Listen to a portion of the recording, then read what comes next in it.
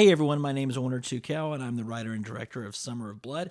I recently sold the movie to Dark Sky Films, and it's a good company, but I'm pretty much a puppet for them now. So, in order to promote the movie, Summer of Blood, for Halloween, I thought I'd run down a list of some of my favorite horror films.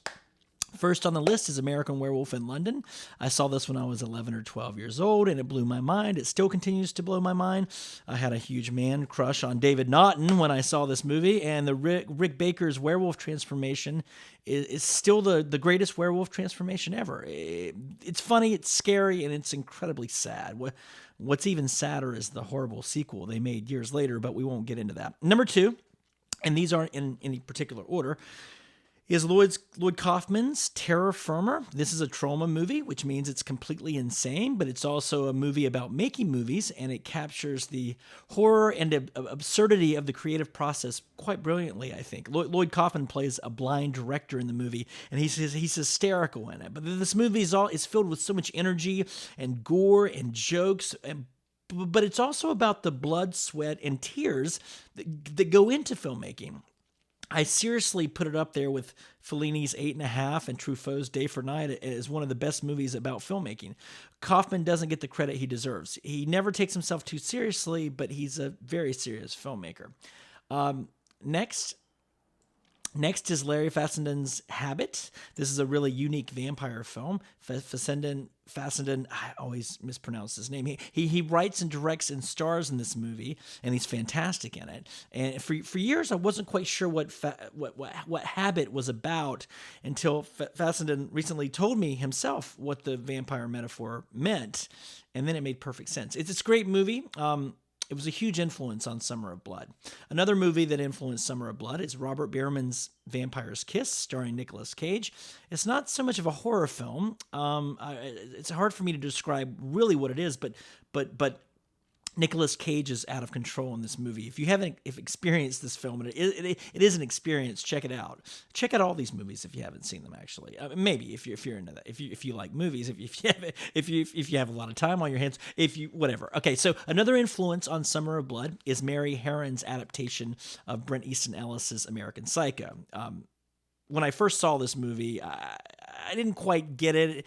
And the more I watched it, the more I appreciated it, mainly because Christian Bale he's so brilliant in the film. I also think that Mary Harron's direction is really spot on, which I didn't appreciate initially because it wasn't as bloody as I'd hoped. And I never really understood the subtext of the book when I read it years before. And Harron could have made an exploitation film. Instead, she made a clever commentary on 1980s narcissism, materialism, Reaganomics, all these things. I think maybe it's a brilliant movie. Okay, so the original Halloween by John Carpenter, forget about it. Brilliant. It might be a little bit dated now, but this movie, to me, just did everything right. The score, the simplistic score by John Carpenter, Donald Pleasance, oh my God, Jamie Lee Curtis, the mask, even the name Michael Myers is a little bit creepy. When I was a teenager, every time Donald Pleasance would give a soliloquy about evil, and the simplistic score by John Carpenter would come on, I just got chills. John Carpenter was able to create such portent, if I could, ominous, just kind of this feeling that something horrible was going to happen with just the simplest score. I don't want to talk about the remake. I just can't talk about the remake because it just pisses me off when brilliant movies are remade. I mean, why remake? Why remake a brilliant movie? You should remake a shitty movie. Remake American Werewolf in Paris, for God's sake. I mean, remake Jaws: The Revenge. Don't remake Halloween. Don't remake Jaws. You ever wonder why they never rewrite like classic novels? I mean, they don't do that because it would be a cultural sacrilege. It would be disrespectful to the original writer. Can you imagine if Stephanie Meyer rewrote like Joan Didion, or if Nicholas Sparks rewrote like Philip Roth? I mean, that's kind of what it felt like when Rob Zombie remade the original Halloween. Sort of. I'm just trying to be clever here. That's kind of a dumb comparison. I actually haven't really read any Nicholas Sparks or really any Philip Roth except for Everyman, and I didn't understand it. I read Joan Didion's play it as it lays. I didn't understand that either, but I did read a couple of sentences of a Stephanie Meyer book, and I won't comment on that, although you shouldn't comment on an entire text by reading just a few lines. Okay, so I got to mention Friday the 13th Part 4 for several reasons. I think it's the best Friday the 13th movie ever made. And Jason Voorhees is just extremely brutal and very scary in this movie. And Crispin Glover is in this film, and he's hysterical. You should watch it for that performance alone.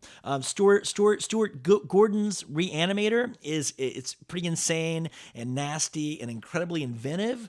It's also a great take on the Frankenstein story. It's so insane, but it's also very, very smart, and it has a lot of energy, and it's wickedly funny. I think it's on Netflix right now. You should check it out. I think it is. I'm not sure. A couple of others that I loved growing up was the original Fright Night and Gremlins. These movies entertained the hell out of me when I was in high school. Chris Sarandon was such a cool vampire in Fright Night, and Joe Dante's Gremlins was like the perfect mix of comedy and terror, and it was also, cheerfully cynical at times. It was amazing. Okay, so let's finish up with two trashy movies: Humanoids from the Deep and It's Alive. Humanoids from the Deep still holds up after all these years. I just saw it recently, and it's still incredibly demented. And if you have the stomach for it, you should check it out. But it's very tacky and tasteless, which I love. But again, only if you have the stomach for it should you watch it. And if you've seen the movie, you get the pun that I'm making. It's Alive. It's about a baby who kills people. I haven't seen it in years, but when I was 7 or 8 years old and this thing came out, it scared the shit out of me. Imagine Ed Wood directing Rosemary's Baby, and you've got It's Alive. I guess maybe not. I haven't watched it. Like I said, I haven't watched it since I was very young. But it's what comes to mind when I think of the crazy movies that stuck with me after all these years. I also want to mention a movie made by a friend of mine, Justin Channel. When he was in high school, he made a vampire movie called Raising the Stakes, and it had a very, very clever script. And the two leads who were in high school, they nailed their performances, and it's a good movie on its own. But the fact that it was made by a high schooler is even more impressive. It's kind of like Superbad with fangs in a way. So try to find it if you can. It's got low production value, but he made it in high school, and I think it really shows the promise of someone who Justin is still making things, and he's still very, very clever. But Raising the Stakes has always stuck with me. Again, low production value, but there's nothing wrong with low production value. I mean, you should see Summer of Blood. In fact, you should see Summer of Blood. Screw all these movies I just listed. Summer of Blood is screaming now. Check it out. Check it out. After all, it's October the 31st. Happy Halloween, everyone.